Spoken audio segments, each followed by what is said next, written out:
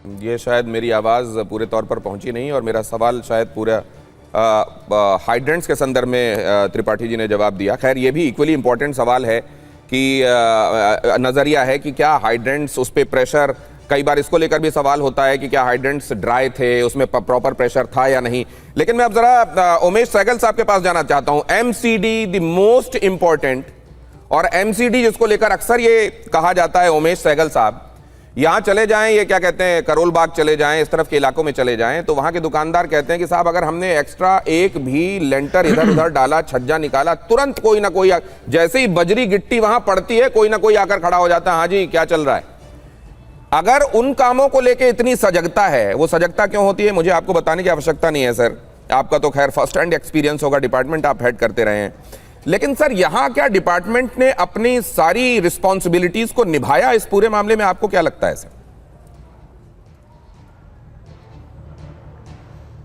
देखिए ये जो एरिया है ये मेरे का लाल डोरा के एरिया में नक्शे वगैरह अप्रूव नहीं कराने पड़ते हैं। एमसीडी का रिस्पॉन्सिबिलिटी शुरू होती है जब नक्शे अप्रूव करते हैं। ये जब नक्शे बनाते हैं तो बिल्डिंग प्लान्स के मुताबिक होते हैं वो नक्शे। अब अनऑथराइज्ड एरियाज़ में ऐसा कुछ नहीं है, लाल डोरे में तो बिल्कुल ही कुछ नहीं है, जो इनकी मर्जियाँ करते जाइए। वैसे भी दिल्ली में देखा जाए तो 30-40% बिल्डिंग जो है अनऑथराइज्ड है, और बाद में उसमें गवर्नमेंट ने उनको ऑथराइज़ कर दिया। जब ऑथराइज़ किया तो बिल्डिंग थोड़ी चेंज कराई, वही की वही पुरानी बिल्डिंग चल रही है। तो एमसीडी की बाय एंड लार्ज आप रिस्पॉन्सिबिलिटी ठहराते हैं तो उन बिल्डिंग में ठहरा सकते हैं जहाँ ऑलरेडी अप्रूव्ड है। तो ये करोल बाग वाले ठीक कहते हैं, मैं भी यहाँ ऑथराइज कॉलोनी में रहते हैं, आप थोड़ा सा एक छज्जा भी थोड़ा सा हाथ लगा दीजिए वहाँ तो एमसीडी के लोग पहुँच जाते हैं।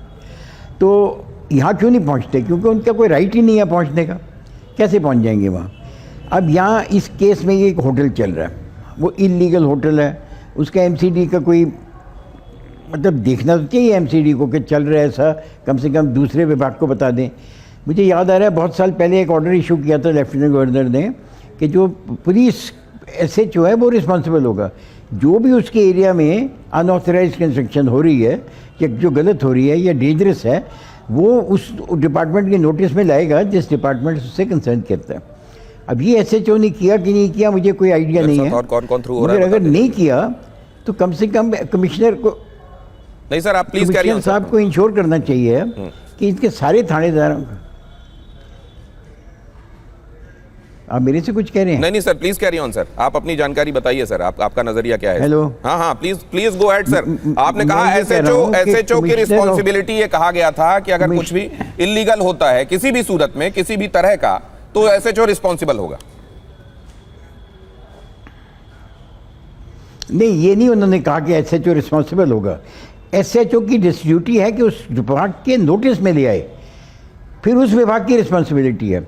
अगर काम इलीगल है और एसएचओ के नोटिस में, इलीगल तो मतलब कि लॉ के अगेंस्ट है, वो तो फिर एसएचओ का के बिल्कुल डायरेक्ट उसमें है। ये तो कोई लॉ के अगेंस्ट नहीं है ना, ये तो अनऑथराइज्ड एरिया में बना हुआ है।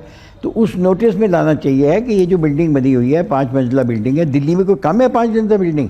अब जहाँ भी जाइएगा आपको 5 मंजिला बिल्डिंग दिखती है, जबकि 5 मंजिला बिल्डिंग जो ऑथराइज्ड एरियाज हैं वहाँ भी अलाउड नहीं है। सर एक और नजरिया आपका जानना चाहता हूं सर, और जो ये 15 मीटर वाला क्लॉज जो अभी मिश्रा जी ने हमको बताया, 15 मीटर तक अगर बिल्डिंग की ऊंचाई है तो ना किसी फायर सेफ्टी नॉर्म के संदर्भ में ऐसा चिंता करने की आवश्यकता है, ना ही एनओसी लेने की आवश्यकता है।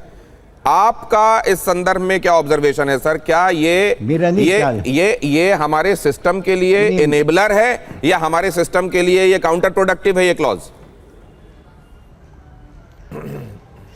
मेरा नहीं ख्याल कि ये ठीक पोजीशन है।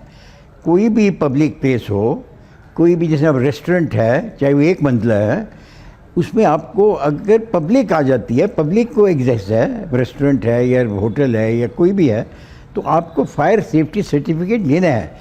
उसमें ये 15 मीटर का कोई वो नहीं है, जिस तरह दिल्ली में अब हमारे एरिया में पंचशील क्लब है वो लेता है फायर सेफ्टी सर्टिफिकेट, वो 15 मीटर ऊंचा थोड़ी है, 2 मंजिलें हैं सिर्फ उसमें। तो ये मंजिल का जो रूल है शायद इनको ज़्यादा पता होगा, मुझे इतना नहीं पता है, मगर मेरे नहीं ख्याल कि वो जनरल रूल है कि 15 मीटर होना ही होना चाहिए। हाँ 15 मीटर का ज़रूर एक रूल है कि 15 मीटर से ऊंची बिल्डिंग नहीं नक्शे पास होंगे, 15 मीटर की ऊंची बिल्डिंग से। तो 15 मीटर की ऊंची बिल्डिंग में 4 फ्लोर ही बन सकती हैं, 5वां फ्लोर नहीं बन सकता। आप जाके जितने देखिए, जितनी भी बिल्डिंग्स आप दिल्ली में देखेंगे अनऑथराइज्ड एरियाज़ में या खासतौर मालिया नगर जैसे एरियाज़ में, सारी 5-5 मंजिल बने हुए हैं। तो 5वीं मंजिल में भी लोग रह रहे हैं, कितना भारी डेंजर है, आप ये सोचिए।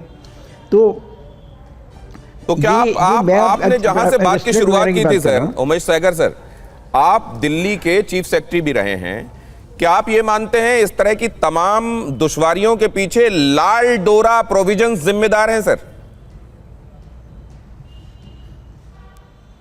नहीं, लाल डोरा तो ये पर्टिकुलर एरिया है ना, इसमें वैसे तो दिल्ली के एरिया में लाल डोरा एरिया 5% ही होगा। हर लाल डोरा एरिया में ऐसा नहीं है, मगर लाल डोरा एरिया में नक्शे नहीं पास कराने पड़ते। ये लॉ चेंज होना चाहिए, ये लॉ आना चाहिए कि नक्शे पास कराने हैं या नहीं कराने हैं, आपको फॉलो तो करना चाहिए ना। ये ज़रूरी नहीं है कि एमसीडी आपका नक्शा पास करे, आप उसको सेल्फ सर्टिफाई भी कर सकते हैं, कोई हर्ज नहीं है इसमें। मगर अगर आप सेल्फ सर्टिफाई करते हैं और बाद में पता चलता है कि ये नक्शा गलत था, तो बहुत मेजर क्रिमिनल ऑफेंस बन जाता है, फिर आपकी 6-7 साल की कैद हो जाएगी उसके ऊपर।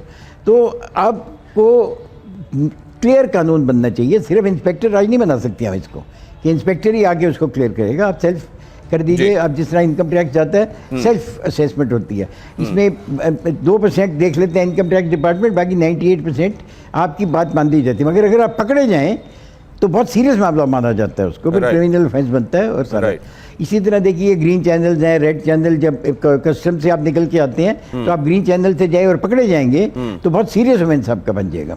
तो इसी तरीके से ये ग्रीन चैनल, रेड चैनल अगर रेस्टोरेंट में है तो कोई हर्ज नहीं है, अगर इस एरिया में है, मगर तब उसकी रिस्पॉन्सिबिलिटी। अब जिस तरह आज मैं देख रहा था इनका वकील बोल रहा है कि ये तो कोई नेग्लिजेंस है जी, इसमें तो क्रिमिनल ऑफेंस बनता ही नहीं, इसमें तो बेल हो जानी चाहिए। अगर सेल्फ असेसमेंट है तो कैसे क्रिमिनल ऑफेंस नहीं बनता, कैसे नेग्लिजेंस है? ये तो पॉजिटिव बेईमानी है कि आपने खुद अपने नक्शे पास किए और आपने फॉलो नहीं किए रूल्स, तो सीरियस तो हो जाएगा ना मामला।